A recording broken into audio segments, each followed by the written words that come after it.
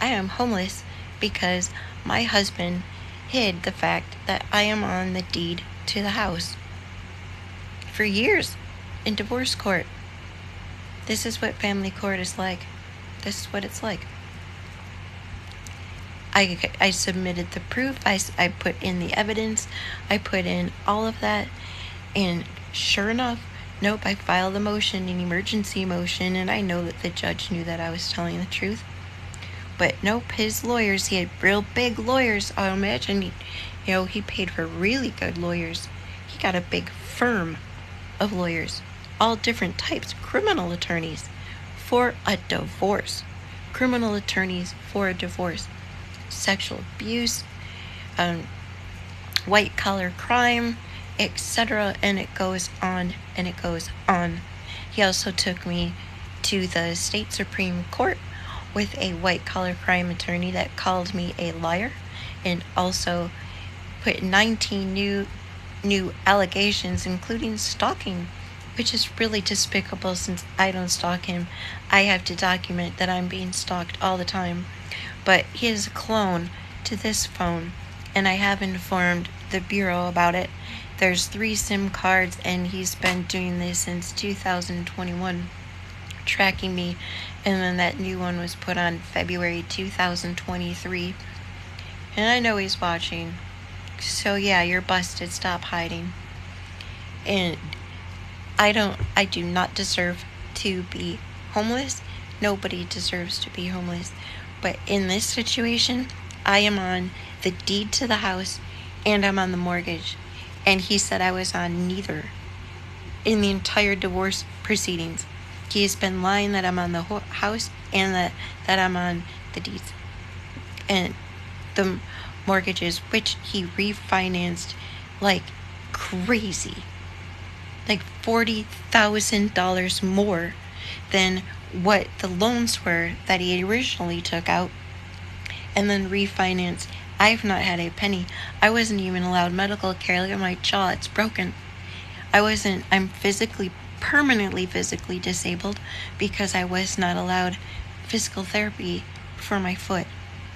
So I'm not only permanently physically disabled, I have PTSD. I have also been denied my ADA rights in that court and trying to explain, like, why are you making me be homeless? I said if you don't take me off of this, I'm not going to have a place to live.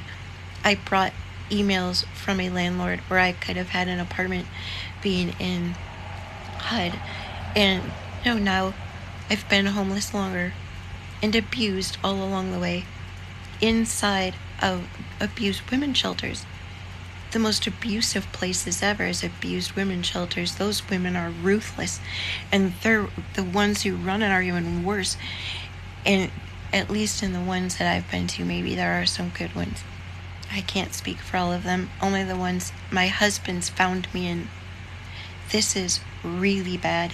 He's actually made it to where I can't even go to the shelter in our county because he's literally had victims' funds from the state of Michigan, playing them for years, only to make sure that when he discarded me, that I would be homeless. The first time he did this, and he made me homeless, the first time he did this, and I forgave him, he locked my child in the house with him, my teenage child in the house with him, with a PPO, and lied. And then he dropped the PPO the second that I got my first alimony check. The very second. And he said he was dying. He was dying of a brain tumor. I'm dying. So I dropped the trial. I dropped everything. I went home. And this worst abuse, I can't even put into words. Being trapped in your own home. But to have to escape it and flee and run on foot because he's constantly convincing the police that I am lying. They don't know the truth. That whole house is a trap. He was filming them in the house just like he had filmed me in the house before I called 911 for help. I should not be homeless for calling 911. I am literally homeless for calling for help. And that's wrong, and I'm going to keep talking about it. I've been quiet for years, at least as quiet as I can be, and now I'm not going to be. Now he's caught. Now that he's been absolutely caught, and it's not just my word, because my word's clearly not good enough. There are 5 judges, even though I paid for the evidence and paid for the all the deeds and all of that.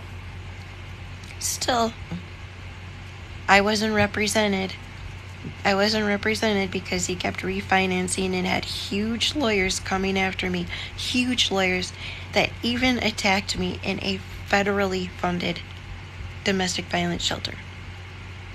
That was actually in the funeral home that was converted to a health shelter. From the funeral home my son's funeral was at my first Mother's Day ever. And for 8 months, he abused me inside that place. And the women abused me even worse. His lawyers were despicable. And no, I'm going to call them out. And I'm sure that they're watching. And I don't care anymore. I am reporting. And I have been. And I will keep talking. I will go on the news. I'll do anything I want. But I'm going to save my life. You guys are sickening. This is wrong. This is wrong, and you know this is wrong.